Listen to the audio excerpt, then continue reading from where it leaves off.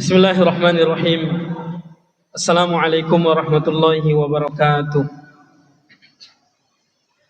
Alhamdulillahilladzi bi ni'matihi tatimmus shalihat wa bi fadlihi tatanazzalul khairat wa bi taufiqihi tatahaqqaqul ghayat. Walladzi ja'ala lakumul arda firasya was samaa'a binaa'a wa anzala minas samaa'i maa'a فأخرج به من الثمرات رزقا لكم فلا تجعلوا لله أندادا وأنتم تعلمون اللهم صل على محمد وعلى آل محمد أما بعد. Mari kita kembali memperdalam rasa syukur kita kepada Allah Subhanahu wa taala atas segala nikmat yang telah kita terima dari Allah yang hukumnya wajib untuk kita syukuri kepadanya. Bahwa jauh sebelum masuknya Ramadan, beberapa bulan sebelum masuknya Ramadan, kita berdoa kepada Allah. Kita mengharap kepada Allah. Doa kita dan harapan kita supaya dipertemukan dengan bulan Ramadan. Alhamdulillah saat ini kita sudah berada bersama dengan Ramadan. Sudah berada pada malam yang ke-19 pula. Allah pertemukan kita, maka kita mesti bersyukur kepada Allah Subhanahu wa taala atas nikmat Ramadan ini. Tidak ada cara yang lain untuk mensyukuri nikmat Ramadan kecuali memperbanyak ibadah di dalamnya. Jadi tidak bisa hanya alhamdulillah ya saya masih bertemukan dengan Ramadan. Tidak bisa hanya sebatas jid saja. Mesti kita buktikan rasa syukur itu dengan memperbanyak amal ibadah di bulan Ramadan ini. Apa misalnya? Ya puasanya, tarawihnya jangan sampai bolong, baca Qur'annya kalau dapat khatam sampai 10 kali, kalau dapat minimal sekali. Sedekah takjilnya, infaknya dan lain-lain sebagainya. Begitu cara kita kalau kita katakan bersyukur atas nikmat Ramadan. Mudah-mudahan kita semuanya Allah golongkan kepada hamba-hamba yang senantiasa bersyukur kepadanya. Amin ya rabbal alamin. Salawat dan salam tak lupa kita perbanyak juga kepada Nabi kita Nabi sallallahu alaihi wasallam. Karena memang di bulan Ramadan ini kata Nabi, semua amal ibadah kita pahalanya yudha'af, dilipat gandakan. Termasuk ibadah atau amalan salawat kepada Nabi. Maka jangan lupa pula untuk memperbanyak salawat kepada Nabi kita Muhammad sallallahu alaihi wasallam. Allahumma sholli ala Muhammad wa ala ali Muhammad. Assalamu alayka ya Rasulullah. Assalamu alayka ya Habiballah. Saya sudah pernah sampaikan bahwa mestinya kalau kita berselawat mestinya dilanjutkan dengan bersalam. Apa itu salam? Assalamu alayka ya Rasulullah. Assalamu alayka ya Habiballah. Salawat ya Allahumma sholli ala Muhammad wa ali Muhammad. Apakah ada dalilnya? Tentu ada. Kata Allah Subhanahu wa taala, innallaha malaikatahu yusholluna 'alan nabi ya ayyuhalladzina amanu shollu 'alaihi wa sallimu taslima. Bahwa Allah dan para malaikatnya berselawat kepada Nabi. Wahai orang yang beriman, berselawatlah kepadanya wa sallimu taslima. Kalau orang yang belajar bahasa Arab, maka dia akan tahu di dalam ayat ini ada dua fi'il amar. Ada dua kata perintah. Apa fi'il amar yang pertama? Sallu alaihi. Fi'il amar yang kedua wasallimu taslima. Artinya setelah kita disuruh berselawat, Pak, kita juga disuruh bersalam.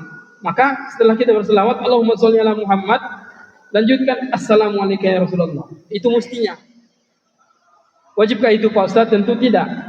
Karena tak semua perintah dalam Al-Quran itu berhukum wajib. Apa misalnya? Ketika Allah menyuruh kita wa minal laili fatahajjad bihi, dan sepertiga malam, sepertengahan malam bertahajudlah. Apakah hukumnya wajib? Tidak. Maka termasuk juga dengan salawat ini. Tapi kalau mau sempurna pahalanya, lanjutkan dia dengan salam. Tapi kalau mau satu paket tidak panjang-panjang, cukup dengan Allahumma sholli wa sallim wa barik ala Muhammad wa ala ali Muhammad tanpa assalamualaikum ya Rasulullah. Yang Allahumma sholli wa sallim wa barik ala Muhammad itu sudah termasuk juga salamnya, karena sudah ada kalimat wasallimnya. Mudah-mudahan kita semuanya menjadi umat-umat yang mendapat syafaat dari beliau. Ini yang paling penting. Amin ya rabbal alamin. Bapak Ibu, ketika Nabi Sallallahu Alaihi Wasallam bertahanus di Gua Hira.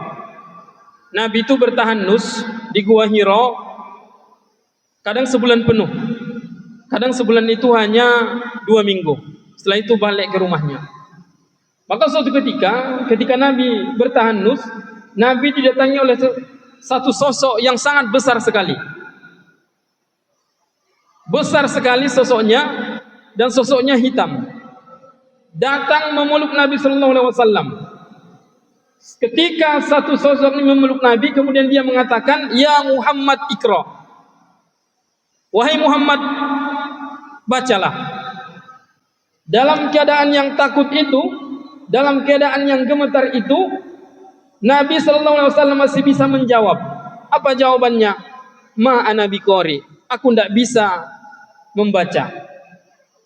Saya tidak bisa bayangkan kalau posisi Nabi Muhammad itu ada posisi di Pak Ketua Masjid, Pak Ismet.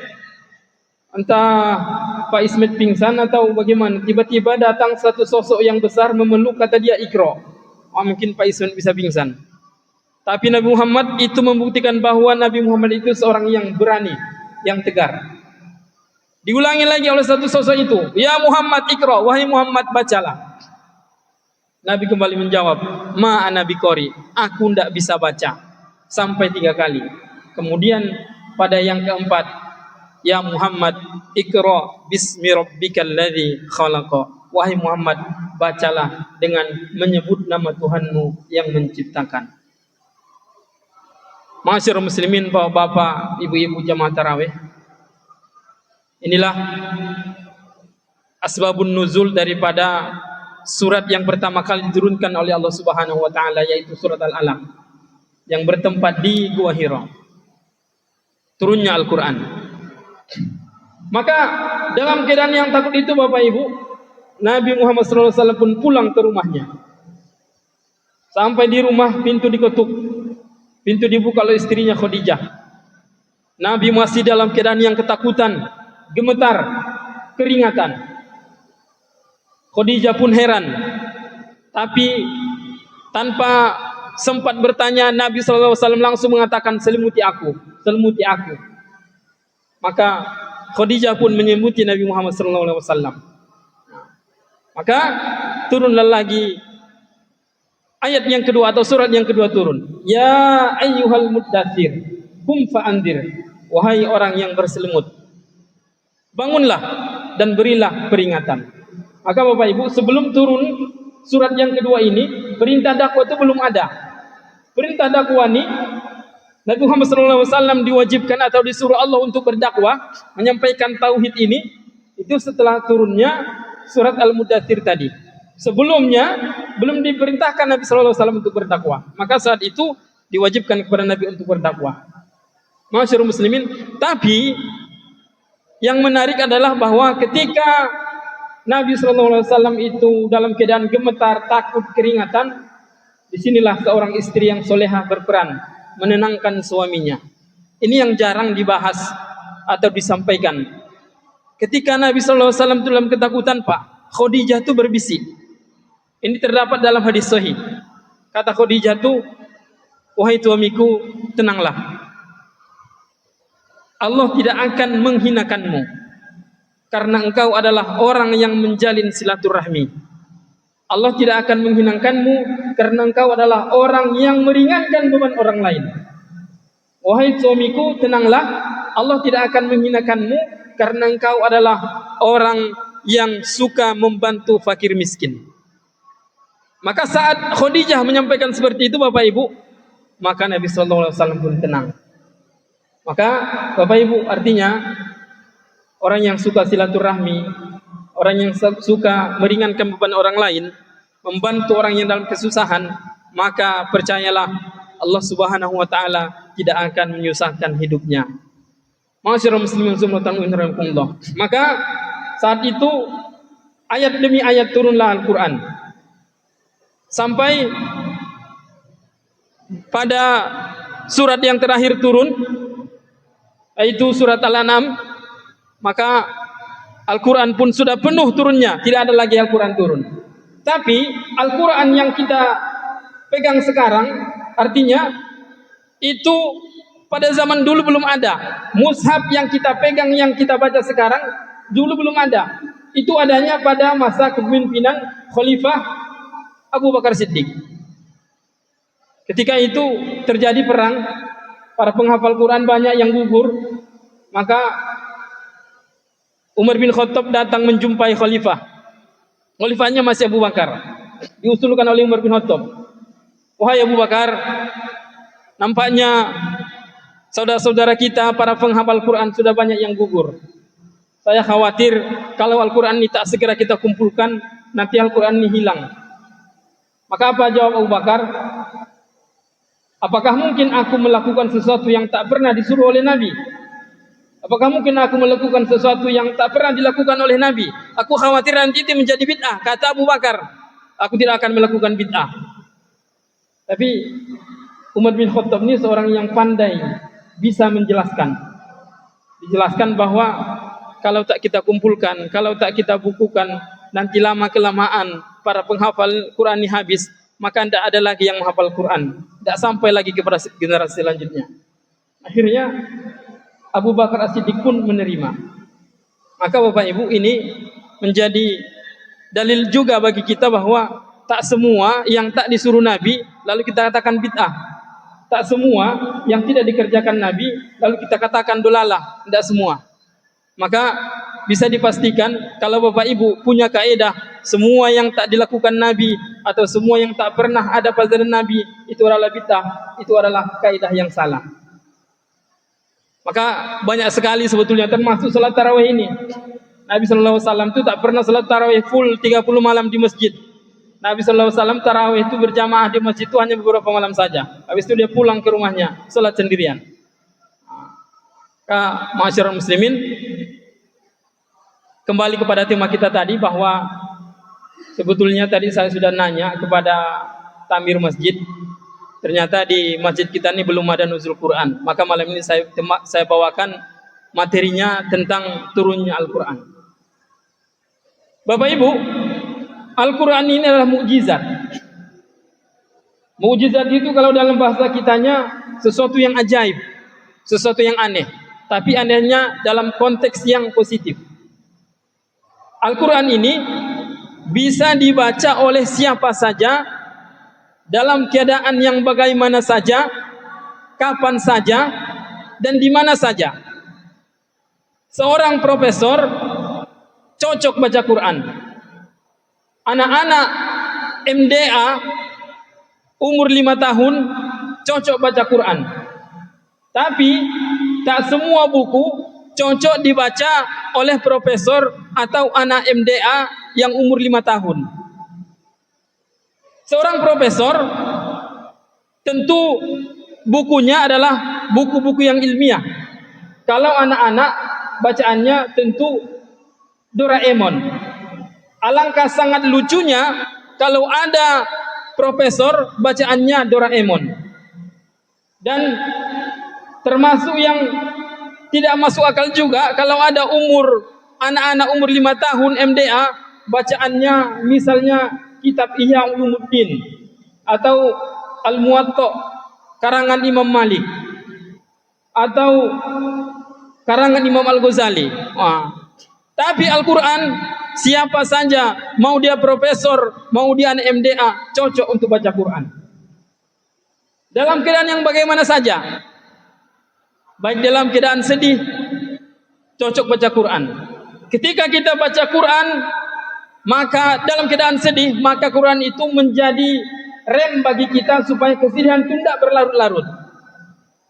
Ketika kita baca Quran dalam keadaan gembira, maka Quran itu juga menjadi rem supaya kegembiraannya tidak terlalu gembira.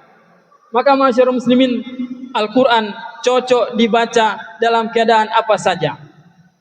Dan tak semua buku cocok dibaca dalam keadaan apa saja. Termasuk misalnya syair, tidak semua cocok. Maka memang Al-Quran ini adalah mukjizat, ajaib dan aneh. Karena dia bisa dibaca oleh siapa saja. Al-Quran kalau dinisbatkan kepada sesuatu, Pak, maka sesuatu itu akan menaikkan derajatnya. Sesuatu itu akan naik. Misal,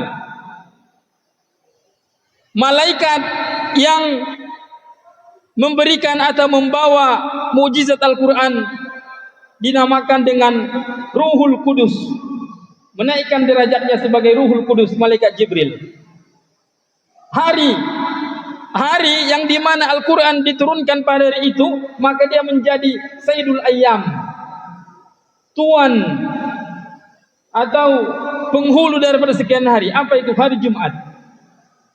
Bulan yang diturunkan padanya Al-Quran, maka dia menjadi Sayyidus Syuhur, tuan daripada segala bulan. Apa itu bulan Ramadan? Sayyidus Syuhur. Maka masyarakat muslimin, apa saja kalau Al-Quran dinisbatkan kepadanya, maka sesuatu akan naik derajatnya. Termasuk kita, dalam keadaan kita, apapun profesi kita, kalau di Al-Quran selalu dinisbatkan kepadanya, maka insya Allah akan naik. Masyarakat muslim, bapak, ibu-ibu jamaah tarawih, karena waktunya hanya kurang lebih 20 menit, saya tadi sebelum salam terdiam sebentar menengok jam. Saya ukur tadi jarum panjang di jam 5. Sekarang sudah pas di posisi jam 5. Saya tambah sedikit. Karena ini adalah bulan Ramadan, bulan diturunnya Al-Quran, maka pahalanya dilipat gandakan oleh Allah Subhanahu wa taala. Kalau di bulan lain kita baca alif lam mim, pahalanya 30 kebaikan karena alif 10, lam 10, mim 10. Maka kalau di bulan Ramadan dia menjadi 60 pahala, 60 kebaikan karena dilipat gandakan. Maka Bapak Ibu perbanyaklah khatam Quran di bulan Ramadan ini. Imam Syafi'i kalau bulan Ramadan itu menghatamkan Al-Quran sebanyak 60 kali. Kalau Imam Hanafi menghatamkan Al-Quran itu di bulan Ramadan pada malam 60 kali, siang 60 kali. Artinya Imam Hanafi khatam Al-Quran sebulan itu 120 kali. Kita entahlah, mungkin ada yang baru juz 25, ada yang baru juz 10, ada yang baru memulai Pak Ustadz setelah dengar ceramah Pak Ustadz. Maka mudah-mudahan Bapak Ibu kita menjadi ahli Quran. Demikian yang dapat saya sampaikan, mudah-mudahan menjadi manfaat bagi kita. Amin ya rabbal alamin. Assalamualaikum warahmatullahi wabarakatuh.